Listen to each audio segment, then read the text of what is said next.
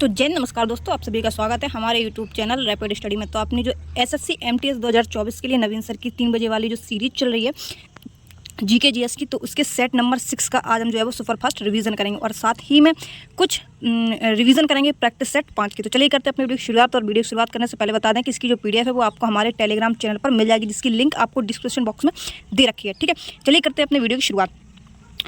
रोहिणी भाटी किससे संबंधित है? तो रोहिणी भाटी किससे संबंधित है? ये कथक नृत्य से संबंधित है। कथक कहाँ का है? उत्तर प्रदेश का नृत्य है। रणमाले फेस्टिवल कहाँ बनता है? तो रणमाले फेस्टिवल जो है वो गोवा में बनता है। 2024 के T20 वर्ल्ड कप में सर्वाधिक रन जो है वो किसने बनाए हैं? तो विराट कोहली ने बनाए हैं। ठीक है, किसने? विराट कोहली ने बनाया है और इन्हें ही मैन ऑफ द मैच जो है वो विराट कोहली को चुना गया है। भारत ने दूसरी बार एशियन गेम्स कब हुए थे? तो भारत में सेकेंड टाइम जो एशियन गेम्स हैं वो 1982 में हुए थे। पैक्स इंडिका बुक जो है वो किसकी है? तो पैक्स इंडिका बुक जो है वो शशि थरूर की है। भीमबेटका की गुफाएं जो कि एमपी में स्थित है, ये यूनेस्को में शामिल कब की गई थी? तो 2003 में जो है वो यूनेस्को में शामिल की गई थी। प्रेसिडेंट जो है वो सुप्रीम कोर्ट को सलाह देता है, तो किस आर्टिकल के तहत देता है? तो 143 आर्टिकल जो है उसके तहत में देता है। गोदावरी नदी का जो उद्गम स्थल है वो कहाँ से है? तो त्र्यंबक की पहाड़ियों से, महाराष्ट्र में ये यहाँ से उसका उद्गम स्थल है। कांसा किस मिश्र धातु का मतलब किस मिश्र धातु से बना हुआ है? तो Cu+Sn से मिलकर जो है वो कांसा बनता है। नीति का फुल फॉर्म क्या होता है? ठीक है, तो नीति का फुल फॉर्म होता है N से होता है नेशनल, I से होता है इंस्टीट्यूट फॉर, T से होता है ट्रांसफॉर्मिंग इंडिया। क्या? National institute for transforming India. अब आ जाते हैं अपने प्रैक्टिस सेट नंबर 6 पर। ठीक है, और प्रैक्टिस सेट नंबर 6 के बाद की हम बात करते हैं तो 5 सेट जो है वो हम उनका सुपर फास्ट रिवीजन एक वीडियो में लेके आएंगे, जिस दिन मुझे टाइम मिलेगा उस दिन। ठीक है, तो उस वीडियो को देखना बिल्कुल भी ना भूलें। सिर्फ आपको क्या करना है, आप कहीं भी फ्री बैठे हो तो आप बस उसको खोल के रख के, मतलब खाना ना खा रहे हो तो उसको खोल के रख लेना, बस इतना कर लेना। आपको धीरे धीरे सारी चीज़ें समझ में आ जाएंगी। एक बार फिर से रिपीटिशन करवाएंगे हम विद ट्रिक के साथ में। पहला क्वेश्चन ये है कि भरतनाट्यम नाम से नृत्य का नया रूप बनाया, तो भरतनाट्यम नाम से जो नृत्य का नया रूप किसने बनाया था? तो पद्म सुब्रमण्यम ने भरतनाट्यम बनाया। कौन सा बनाया? भरतनाट्यम बनाया। इन्हें पद्म भूषण, ये नृत्यम है, भरत नृत्यम, नृत्य वाला नृत्यम। ठीक है, और इसी का रूप कौन सा बनाया इन्होंने? तो भरतनाट्यम बनाया। कौन सा बनाया? भरतनाट्यम बनाया। किसने? पद्मा सुब्रमण्यम ने। इन्हें पद्म भूषण के नाम से मतलब पद्म भूषण जो पद है भारत में, एक तो भारत रत्न मिलता है, एक पद्म विभूषण मिलता है, फिर पद्म भूषण मिलता है और सबसे छोटा जो होता है वो पद्म श्री मिलता है। ठीक है, तो पद्म भूषण इन्हें कब मिला? 2003 में मिला। और पद्म विभूषण इन्हें कब मिला? तो 2024 में पद्म विभूषण से इन्हें सम्मानित किया गया है, पद्मा सुब्रमण्यम को। ठीक है, ये 2024 में इन्हें पद्म विभूषण मिला है, इसलिए ये चर्चित व्यक्ति है। अलामेल वल्ली की बात कर लेते हैं और रुक्मणी देवी अरुंडेल की बात कर लेते हैं, तो ये भरतनाट्यम से संबंधित है। सोनल मानसिंह की बात कर लेते हैं, तो ये भरतनाट्यम और उड़ीसी नृत्य से संबंधित है। भरतनाट्यम कहाँ का है? तमिलनाडु का है। उड़ीसी कहाँ का है? उड़ीसी का है। कथक कहाँ का है? तो उत्तर प्रदेश का है। इन्हें पद्म विभूषण से कब सम्मानित किया गया सोनल मानसिंह को? तो इन्हें 2003 में पद्म विभूषण से सम्मानित किया गया। पद्म भूषण से 2000 किन्हें मिला है? पद्म विभूषण किसको मिला है 2024 में? और ये मिला है बैजंती माला को। और पद्मश्री इन्हें कब मिला है? तो 2024 में मिला है बैजंती माला को। भगवत प्रधान की बात कर लेते हैं, तो शब्दा फोक डांस जो है ये कहाँ का है? ये उड़ीसा का है। कहाँ का है? उड़ीसा का है, जिसमें भगवत जो होता है वो प्रधान को हम कहते हैं। ठीक है, बदरप्पन की बात कर लेते हैं, ये तमिलनाडु के कुंभी मेला का होता है। नेपाल चंद्र सूत्रधार की बात कर लेते हैं, तो ये किस नृत्य से जुड़े हुए हैं? ये छऊ नृत्य से जुड़े हुए हैं। और छऊ जो है वो 3 प्रकार से मनाया जाता है, एक तो मयूरभंज छऊ, एक पुरुलिया छऊ और एक सरायकेला छऊ। सरायकेला छऊ जो है वो झारखंड में मनाया जाता है, पुरुलिया छऊ जो है वो पश्चिम बंगाल में मनाया जाता है और मयूरभंज छऊ जो है वो उड़ीसा में मनाया जाता है। ठीक है, ये 3 प्रकार के छऊ मनाए जाते हैं 3 अलग अलग स्टेट में। और छऊ इससे जुड़े कौन है? तो नेपाल चंद्र सूत्रधार जो है वो इससे जुड़े हुए हैं। ओपी शर्मा की बात कर लेते हैं, तो ओपी शर्मा जो है एक मध्य प्रदेश में जो नृत्य है, माच नृत्य जिसको हम बोलते हैं। ठीक है, माच नृत्य जो है वो मध्य प्रदेश का है। और इससे कौन जुड़े हैं? तो ओपी शर्मा जुड़े हुए हैं। टी शिवलिंगम की बात कर लेते हैं, तो ये नादस्वरम से जुड़े हुए हैं। नादस्वरम क्या है? एक इंस्ट्रूमेंटल यानी कि वाद्य यंत्र है, इससे ये जुड़े हुए हैं। राजस्थान का कौन सा फोक डांस यूनेस्को में शामिल है? तो 2010 में जो कालबेलिया नृत्य है इसको 2010 में यूनेस्को में शामिल किया गया था। ठीक है, और ये कहाँ का है? ये राजस्थान का है। मूर्त यानी कि हेरिटेज साइट कितनी है? तो 43 हेरिटेज साइट है यूनेस्को की साइट में। हमने आपको बताया था कि यूनेस्को में साइटें अलग अलग तरीके की होती हैं। नृत्य कितने हैं? तो 7 नृत्य हैं। ठीक है, और इसके अलावा अमूर्त धरोहर कितने हैं? तो 43 हैं। और हमने मोइदम जो है ये बताई थी, किसको कहाँ पे? असम में बताई थी। कहाँ पे? मोइदम जो है ये 43वें नंबर की साइट है। इंटेंजिबल साइट की बात कर लेते हैं, तो इंटेंजिबल साइट जो है वो कितनी है? तो ये मूर्त धरोहर है, ये अमूर्त धरोहर है। वो कितनी है? वो 15 है। कितनी है? 15 है। और 15 नंबर की कौन सी है? तो गरबा में जो गुजरात में जो गरबा होता है वो 15वें नंबर का है। ठीक है, और ये कब जोड़ा गया? ये 2023 में इसको जोड़ा गया है। ठीक है, फर्स्ट इंटेंजिबल कल्चरल साइट कौन सी है? तो वैदिक जप, जिसको 2008 में जोड़ा गया था। ठीक है, इंटेंजिबल वाली है ये। ठीक है, योग को कब जोड़ा गया और नवरोज त्यौहार को कब जोड़ा गया? तो 2016 में जो है वो नवरोज और योग दोनों को इसको जोड़ा गया था। कुंभ मेला को यूनेस्को में कब शामिल किया गया? तो 2017 में यूनेस्को में इसको शामिल किया गया। किसको? कुंभ मेला को। दुर्गा पूजा को शामिल कब किया गया यूनेस्को की साइट में? तो 2021 में दुर्गा पूजा को शामिल किया गया। 2010 में किसको? कालबेलिया, आपको बताया अभी, राजस्थान का। और छऊ जो 3 प्रकार के होते हैं, पश्चिम बंगाल में भी होता है और उड़ीसा में भी होता है और झारखंड में भी होता है। ठीक है, 3 प्रकार के अभी छऊ हम आपको बता चुके हैं। मोहन बीड़ा एक संशोधित हवाईयन गिटार, जिसे हिंदुस्तानी स्लाइड गिटार के रूप में भी जाना जाता है, के द्वारा लोकप्रिय बनाया गया। तो किसके द्वारा ये लोकप्रिय बनाया गया था हवाईयन गिटार? तो एक पर्सन थे विश्व मोहन भट्ट, इनके द्वारा जो है वो ये बनाया गया था। क्या? Hawaiian guitar. ठीक है, जिसे हिंदुस्तानी स्लाइड गिटार के रूप में भी जाना जाता है। पद्मश्री से इन्हें कब सम्मानित किया गया? तो 2002 में इन्हें पद्मश्री से सम्मानित किया गया। और पद्म भूषण से इन्हें कब सम्मानित किया गया? तो 2007 में पद्म भूषण से इन्हें सम्मानित किया गया। 1994 में इन्हें ग्रैमी अवार्ड से सम्मानित किया गया। और 19 ग्रैमी अवार्ड जो है वो 1954 से ही शुरू होते हैं। 1994 में इन्हें दिया गया। और ग्रैमी अवार्ड कब शुरू होते हैं? तो 1954 से ये शुरुआत होते हैं। ठीक है, असद अली खान की बात कर लेते हैं। तो ये किससे जुड़े हुए हैं? ये रुद्र बीड़ा से जुड़े हुए हैं। सादिक अली खान भी किससे जुड़े हुए हैं? तो रुद्र बीड़ा से जुड़े हुए हैं। ज्योति हेगड़े भी किससे जुड़ी हुई हैं? तो ये रुद्र बीड़ा से जुड़ी हुई हैं। जिया मोइनुद्दीन डागर भी किससे जुड़े हुए हैं? तो ये रुद्र बीड़ा से जुड़े हुए हैं। पंडित रविशंकर की पुत्री जिनका नाम अनुष्का शंकर है, ये किससे जुड़े हुए हैं? तो ये सितार से जुड़े हुए हैं दोनों लोग। ठीक है, राम नारायण की बात कर लेते हैं। तो ये सारंगी से जुड़े हुए हैं। ये साड़ी नहीं है, सारंगी है। क्या है? सारंगी है। ठीक है, अपने थोड़ा सा करेक्शन कर लेंगे इसमें। जयदीप मुखर्जी की बात कर लेंगे। तो जयदीप मुखर्जी किससे जुड़े हुए हैं? ये मोहन बीड़ा से जुड़े हुए हैं। भारत में ओलंपिक में सर्वप्रथम भाग कब लिया था? तो भारत ने 1900 में ओलंपिक में भाग लिया था। ठीक है, और प्राचीन ओलंपिक की शुरुआत कब से होती है? तो 776 BC से प्राचीन ओलंपिक की शुरुआत होती है। आधुनिक ओलंपिक की शुरुआत कब से होती है? तो आधुनिक ओलंपिक की शुरुआत 1896 से एथेंस से इसकी शुरुआत होती है। ठीक है, इंडियन ओलंपिक कमेटी की बात कर लेते हैं। इसका गठन 23 जून 1894 को इसका गठन किया जाता है। और ओलंपिक डे कब से मनाना शुरू किया जाता है? 23 जून को। तो 1948 से जो है इसको मनाना शुरू किया जाता है।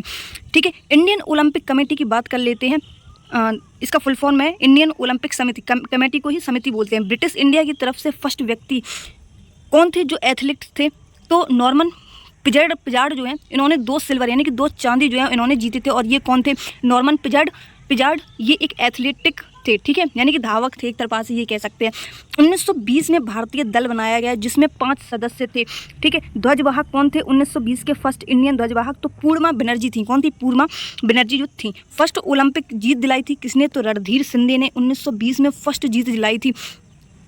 ठीक है, भारत फर्स्ट मेडल कब जीता था? ब्रॉन्ज। तो हेलसिंकी में 1952 में जो फर्स्ट ब्रॉन्ज है वो जीता था। ठीक है, और किसने जीता था? तो केडी यादव ने जीता था। किसने? केडी यादव ने। और किसमें जीता था? तो कुश्ती में ये गेम जो है वो जीता था। फर्स्ट सिल्वर की बात कर लेते हैं। तो फर्स्ट सिल्वर जो है वो इंडिया ने 2004 में एथेंस में जीता था। कहाँ पे? एथेंस में हुए थे, उसमें जीता था। और किसने जीता था? तो राज्यवर्धन सिंह राठौर ने जीता था। और किसमें जीता था? तो ये शूटिंग में जीता था। फर्स्ट गोल्ड किसमें जीता था? तो फर्स्ट गोल्ड जो है वो हॉकी टीम ने 1928 में एम्स्टरडैम में ये जीता था। ये बहुत इंपॉर्टेंट बन जाता है। फर्स्ट व्यक्ति गोल्ड जिसने जीता था वो थे 2008 में अभिनव बिंद्रा ने। फर्स्ट व्यक्तिगत का मतलब है कि सिर्फ एक पर्सन हो उसमें। ठीक है, तो ये किसने जीता था? तो अभिनव बिंद्रा ने जीता था। और ये इनकी एक पुस्तक है, कौन सी? शॉर्ट एट हिस्ट्री पुस्तक किनकी है? अभिनव बिंद्रा की है। रणजी ट्रॉफी का संबंध किससे है? तो रणजी ट्रॉफी का जो संबंध है वो क्रिकेट से है। इसकी शुरुआत कब होती है रणजी ट्रॉफी की? तो 1934 से इसकी शुरुआत होती है। और फर्स्ट विजेता कौन रहा था? तो फर्स्ट विजेता जो है वो बॉम्बे रहा था। सबसे ज़्यादा बार विजेता कौन रहा है? तो सबसे ज़्यादा बार जो विजेता है वो बॉम्बे ही रहा है। 2023 की बात कर लेते हैं। तो 2023 में जो रणजी ट्रॉफी के विजेता है वो मुंबई वर्सेस विदर्भ जो है 2023 में विजेता जो है मुंबई रहा था। ठीक है, और इसके अलावा जो उपविजेता रहा था वो कौन रहा था? विदर्भ रहा था। होस्टेड बाय BCCI के द्वारा ये होस्ट किया जाता है। रणजी ट्रॉफी जो है वो BCCI के द्वारा होस्ट की जाती है। और इसकी स्थापना कब होती है? तो इसकी स्थापना जो है वो 1928 में होती है। और इसका हेडक्वार्टर कहाँ है BCCI का? तो मुंबई में है। रणजी ट्रॉफी में सर्वाधिक रन किसने बनाए थे? तो वसीम जाफर ने सर्वाधिक रन बनाए थे। कितने? और सबसे ज़्यादा विकेट किसने बनाए थे? तो राजेंद्र गोयल ने 640 विकेट, सबसे ज़्यादा विकेट जो है वो राजेंद्र गोयल के द्वारा बनाए गए हैं। कितने? 640 विकेट। ठीक है, और ये रन याद करने की कोई ज़रूरत नहीं है। क्रिकेट की अन्य ट्रॉफियों की भी बात कर लेते हैं। तो देखो आरपीएफ की अगर बात करें तो आरपीएफ में खेल से संबंधित जो वर्ड होते हैं, ठीक है, वो बहुत ज़्यादा पूछे जाते हैं। तो वो भी हम अभी नहीं, 10 मिनट की जो हम सीरीज़ लेके आएंगे उसमें वो सारी चीज़ें हम कवर करते हुए चलेंगे। ठीक है, सैयद मुश्ताक अली ट्रॉफ़ी 20 ओवर की खेली जाती है और ये क्रिकेट से संबंधित है। देवधर ट्रॉफ़ी की बात कर लेते हैं तो ये क्रिकेट से संबंधित है और 50-50 ओवर की खेली जाती है। दिलीप ट्रॉफ़ी की बात कर लेते हैं, ये भी किससे संबंधित है? क्रिकेट से संबंधित है। बैडमिंटन की बात कर लेते हैं। अब देखो ये इंपॉर्टेंट है, ठीक है, आरपीएफ के लिए। बैडमिंटन पोस्ट ऊंचाई कितनी होती है? तो 1.55 मीटर जो है बैडमिंटन के पोस्ट की ऊंचाई होती है। बैडमिंटन की जो कॉर्क होती है, बैडमिंटन में जो चिड़िया खेली जाती है, ठीक है, उसकी जो कॉर्क होती है, कॉर्क, ठीक है, जो जिसको हम चिड़िया के नाम से जानते हैं, उसका वज़न कितना होता है? उसका वज़न होता है 4.79 से लेकर 5.5 ग्राम तक।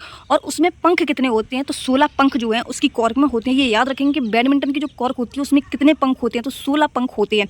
ठीक है, रैकेट का वजन कितना होता है? तो जो हम अपन लोग रैकेट इस्तेमाल करते हैं, अरे अपने जो होते हैं वो तो ऐसे लोकल होते हैं, जो वहाँ पे जो खेले जाते हैं बैडमिंटन, जब मतलब टूर्नामेंट होता है तब, तो 85 से लेकर 140 ग्राम तक जो है उनका वेट होता है। बहुत हल्के वजन के होते हैं। नेट में सर्विस की दूरी कितनी होती है? तो नेट से सर्विस की जो दूरी है वो 1.98 मीटर, लगभग 6 फीट होती है। The wonder that was India, ये किसकी है? तो ये है ए एल बासम की। 1857 के महासंग्राम में कौन थे? तो आरती मजुमदार जो है वो थे। सतीश चंद्रा की बात कर लेते हैं तो ये मध्यकालीन इतिहास से संबंधित है, सतीश चंद्रा।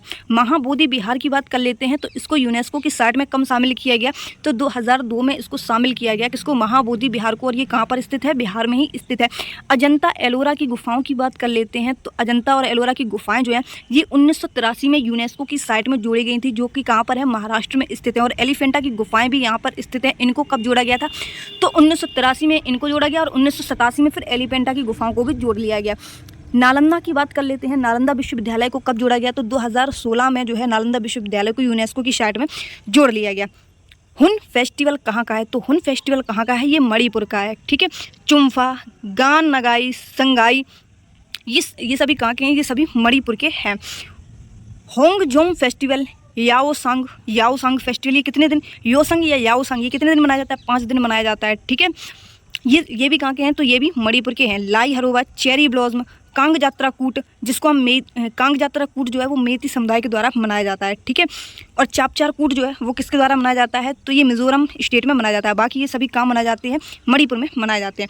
विधानसभा वाइस प्रेसिडेंट की बात कर लेते हैं। राज्यसभा का पदेन सभापति होता है, ये किस आर्टिकल में लिखा हुआ है? यानी कि उपराष्ट्रपति जो है वो राज्यसभा का पदेन सभापति होता है, ये किस आर्टिकल में लिखा हुआ है? तो आर्टिकल 89 में और आर्टिकल 64 में। ठीक है, किसमें? आर्टिकल 89 और आर्टिकल 64 दोनों में लिखा हुआ है कि पहले ये देख लेते हैं कि वाइस प्रेसिडेंट यानी कि उपराष्ट्रपति के बारे में एक ट्रिक याद रखेंगे, उसका निकास। राष्ट्रपति के लिए हमने आपको बताई थी पकानी कोका दियो दशमाली, और उपराष्ट्रपति के लिए क्या हम रखेंगे? उसका निकास। क्या याद रखेंगे? उसका निकास याद रखेंगे। ठीक है, उसे उपराष्ट्रपति 63 में, सा से वो सभापति होगा, जो उपराष्ट्रपति है वो राज्यसभा का सभी सभापति होगा, तो इसी आर्टिकल से संबंधित है। और 89 भी इससे संबंधित है। का मतलब होता है कार्यकाल। ठीक है, का मतलब क्या होता है? कार्यकाल। ना का मतलब क्या होता है? निर्वाचन से, यानी कि 66 में। का मतलब क्या होगा? कार्यकाल। ये कार्य है, इसका जो कार्य है, ठीक है, प्रेसिडेंट के रूप में ये कार्य कर सकता है। ठीक है, का मतलब है। और कार्यकाल जो है वो 67 में है। सा से क्या है? समय से भरा जाएगा जो रिक्त है। निकास शनि। ठीक है, सा से शपथ है, ना से निर्वहन है 70 में। इसके अलावा आगे चलते हैं। वाइस प्रेसिडेंट का चुनाव जो है उसमें कौन कौन से लोग भाग लेते हैं? तो लोकसभा और राज्यसभा के जितने भी सदस्य हैं सभी इसमें भाग लेंगे। ठीक है, इलेक्टेड प्लस नॉमिनेटेड दोनों प्रकार के।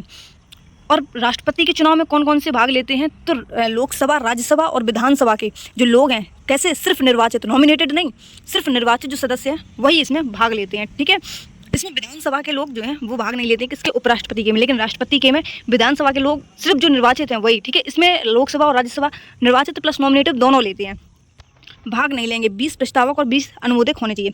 वाइस प्रेसिडेंट को हटाने के लिए प्रस्ताव कहाँ पेश किया जाता है? तो केवल राज्यसभा में अगर आपका प्रस्ताव पारित किया जाता है, ठीक है, तो जो वाइस प्रेसिडेंट है उसको हटाया जा सकता है। लेकिन प्रेसिडेंट के लिए क्या है, राष्ट्रपति को हटाने के लिए क्या करते हैं, किसी भी सदन से जो है, लेकिन लोकसभा की सहमति अनिवार्य होती है। किसमें, प्रेसिडेंट जो है उसमें लोकसभा की सहमति अनिवार्य होती है, ठीक है। और इसमें क्या है, इसमें केवल राज्यसभा की सहमति जो है वो होनी चाहिए। तो आप प्रेसिडेंट या फिर वाइस प्रेसिडेंट को हटा सकते हैं। फर्स्ट प्रेसिडेंट जिसने पहले निलंबन वीटो, सस्पेंशरी वीटो यूज़ किया था, तो सस्पेंशरी वीटो जो यूज़ करने वाले हैं वो कौन है, तो एपीजे अब्दुल कलाम जो है वो सस्पेंशरी वीटो यूज़ करने वाले पर्सन हैं, ठीक है। और 1986 में एक तो पॉकेट वीटो होता है, एक सस्पेंसरी वीटो होता है। पॉकेट वीटो किसने इस्तेमाल किया था, तो ज्ञानी जैल सिंह ने जो पॉकेट वीटो है वो यूज़ किया था। और कब, किस लिए यूज़ किया था, तो डाकघर संशोधन विधेयक जो है इसके लिए इन्होंने पॉकेट वीटो का प्रयोग किया था। सुंग वंश की बात कर लेते हैं। तो सुंग वंश की जो स्थापना है वो 185 बीसी से 185 बीसी से 73 बीसी तक, यानी कि उल्टा चलता है, बीसी बिफोर क्राइस्ट। किसके द्वारा सुंग वंश की स्थापना की जाती है, तो पुष्यमित्र सुंग के द्वारा सुंग वंश की स्थापना की जाती है। वैदिक धर्म का पुनर्स्थापक किसको कहा जाता है, तो वैदिक धर्म का जो पुनर्स्थापक है नॉन एज, किसको, इन्हीं को कहा जाता है, पुष्यमित्र शुंग को।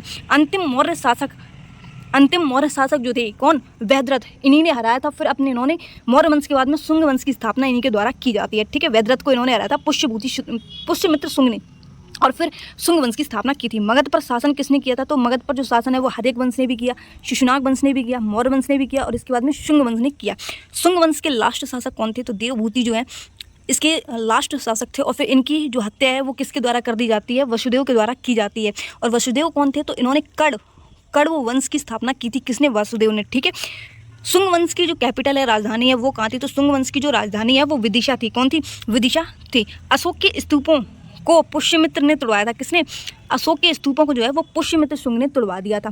बरहूत स्तूप जो कि एमपी में बनवाया गया है, इसको किसने तोड़वाया था, तो पुष्यमित्र शुंग ने इसको तोड़वा दिया था। महाराज धीराज की उपाधि जो है वो किसने धारण की थी, तो फर्स्ट गुप्त शासक चंद्रगुप्त प्रथम ने जो है इसकी उपाधि धारण की थी। भारतीय इतिहास का स्वर्णकाल किसको कहते हैं, तो भारतीय इतिहास का स्वर्णकाल जो है वो गुप्त काल को कहते हैं। गुप्त काल के फाउंडर कौन है, तो श्रीगुप्त जो है वो गुप्त काल के फाउंडर हैं। श्रीगुप्त की बात कर लेते हैं। तो श्रीगुप्त जो है, इनके बाद में कौन आता है, श्रीगुप्त के बाद में तो घटोत्कच जो है इनके उत्तराधिकारी बनते हैं। और फिर घटोत्कच के बाद में कौन बनते हैं, तो चंद्रगुप्त फर्स्ट जो है इसके उत्तराधिकारी बनते हैं। इसके अलावा हम बात करते हैं आगे चंद्रगुप्त फर्स्ट की बात कर लेते हैं। तो ये गुप्त वंश के फर्स्ट शासक बनते हैं, वास्तविक संस्थापक, ठीक है।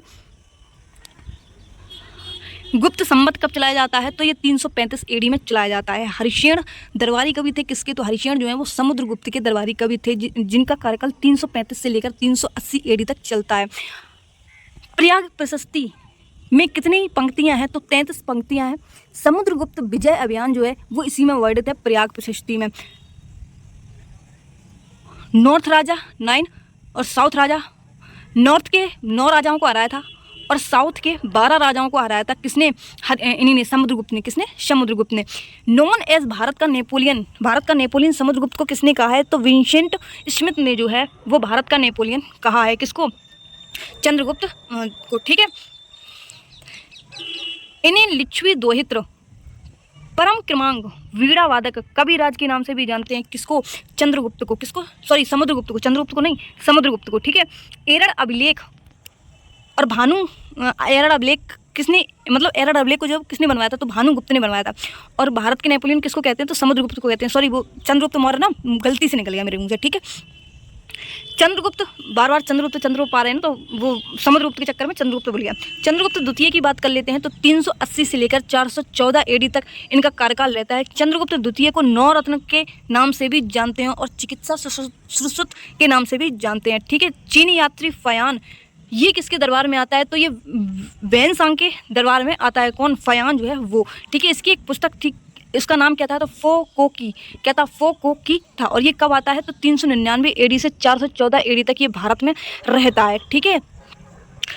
रामगुप्त की बात कर लेते हैं। तो रामगुप्त की पत्नी का नाम क्या था, तो ध्रुवश्यामनी इनकी पत्नी का नाम था। ईरानी की बात कर लेते हैं। तो हकामनी वंश, जो कि मतलब ईरानी वंश के बाद में कौन आते हैं, तो यूनानी आते हैं। यूनानी के बाद में कौन आते हैं, तो हिंद यूनानी आते हैं, ठीक है। मतलब भारत में जो आक्रमण करने वाले पर्सन जो है वो।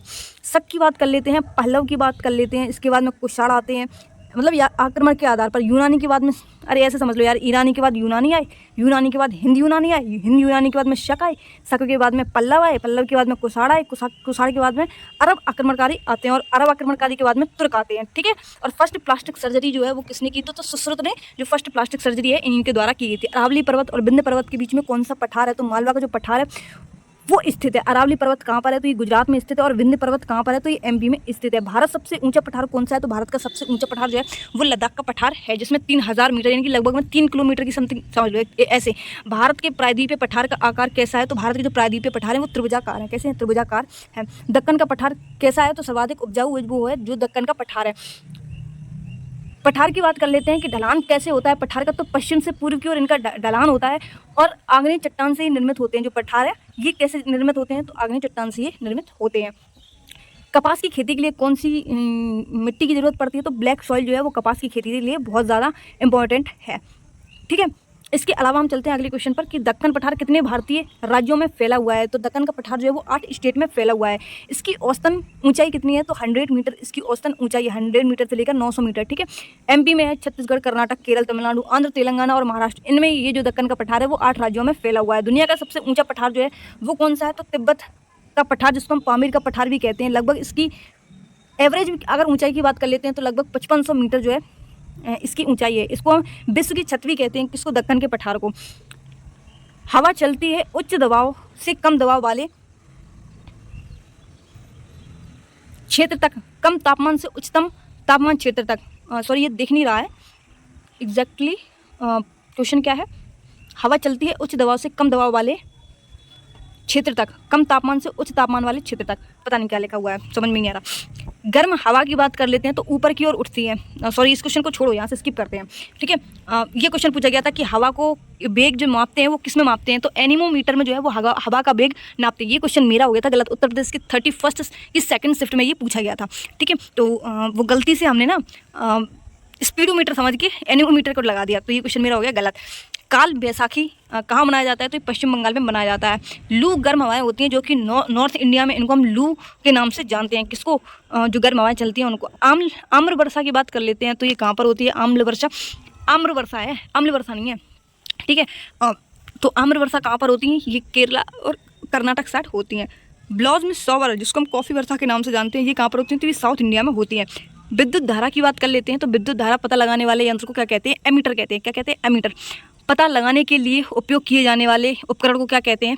विद्युत धारा पता लगाने के लिए जो उपयोग किया जाता है उपकरण, उसको क्या कहते हैं? तो गैल्वेनोमीटर, उसको उपयोग करने वाले यंत्र को कहते हैं। अल्टीमीटर किसके लिए होता है? तो हाइट को मापने के लिए अल्टीमीटर का उपयोग किया जाता है। फेदोमीटर का उपयोग क्यों किया जाता है? समुद्र की गहराई को मापने के लिए फेदोमीटर का उपयोग किया जाता है।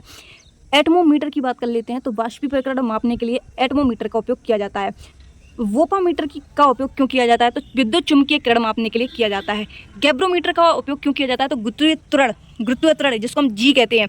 ठीक है, इसको मापने के लिए जो है वो गैब्रोमीटर का प्रयोग किया जाता है। फोटोमीटर का उपयोग क्यों किया जाता है? तो प्रकाश तीव्रता को मापक के लिए इसका उपयोग किया जाता है। जब बस अचानक शुरू होती है तो यात्री जो है वो पीछे की ओर चला जाता है, अनुभव करता है। जैसे बस जो है वो जब चलती है ना तो व्यक्ति जो है वो पीछे की ओर थोड़ा सा खिसक जाता है, तो वो किसके कारण होता है? तो देखो, जब विराम से वस्तु जो है वो गतिमान की ओर होती है तो व्यक्ति जो है वो पीछे की ओर जो है वो होता है। ठीक है, और जब गतिमान हो कोई और फिर एकदम से विराम अवस्था में आए तो व्यक्ति जो है वो आगे की ओर जो है झुकेगा। ये किसके नियम के कारण है? तो जड़त्व का जो नियम है, जड़त्व का फर्स्ट का नियम जो है ये क्या कहता है कि F समानुपाती है किसके? एम ए किसको बोलते हैं? मास और एटॉमिक को। ठीक है, F क्या है? फोर्स यानी कि बल।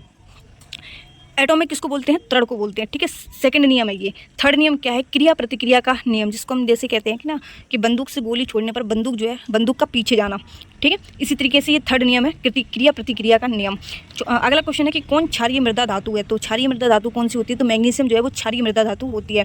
H से क्या होता है? हाइड्रोजन। Li क्या होता है? लिथियम। Na क्या होता है? सोडियम। K क्या होता है? पोटेशियम।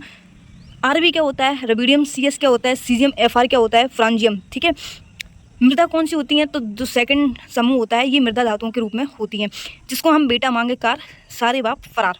तो barium, magnesium, calcium, Stellarium, barium और रेडियम ये सभी होती हैं धातु। जो क्षारीय मृदा और धातु ये 3 प्रकार की बॉडी होती हैं।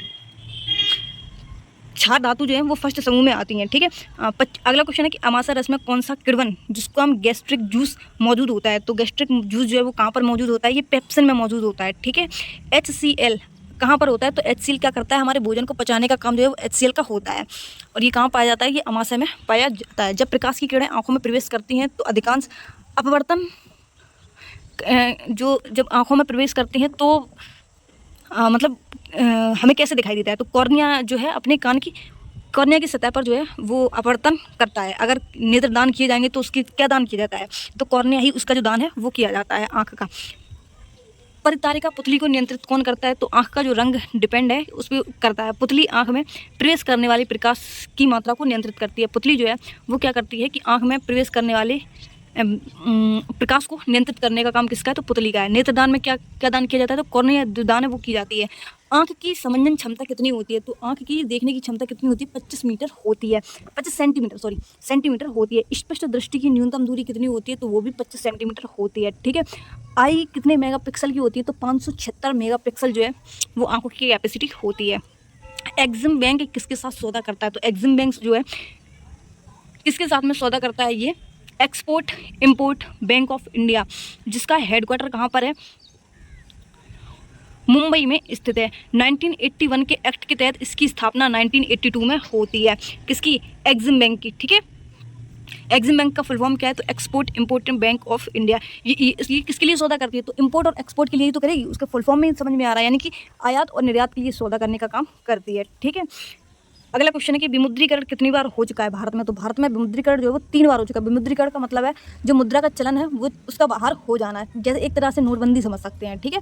तो एक तो 1946 में हुआ था, दूसरा 1978 में होता है, और फिर 2016 में 8 नवंबर 2016 को पीएम मोदी के द्वारा 1000 और 500 के नोट जो है वो बंद कर दिए जाते हैं। नोट जमा करने की लास्ट डेट कितनी थी, तो 30 दिसंबर 2016 जो है इसकी लास्ट डेट थी। वित्त मंत्री कौन थे उस टाइम, तो अरुण जेटली जो है वो वित्त मंत्री थे, और पीएम कौन थे, तो नरेंद्र मोदी जो है वो पीएम मोदी थे, ठीक है। गवर्नर कौन थे आरबीआई के, तो उर्जित पटेल जो है उस टाइम गवर्नर थे। और इनकी एक पुस्तक है बुक ओवरड्राफ्ट, ठीक है, जिसमें 500 और 1000 के नोट बंद कर दिए गए थे, ठीक है। उस टाइम प्रेसिडेंट कौन थे, तो प्रणब मुखर्जी जो है प्रेसिडेंट थे।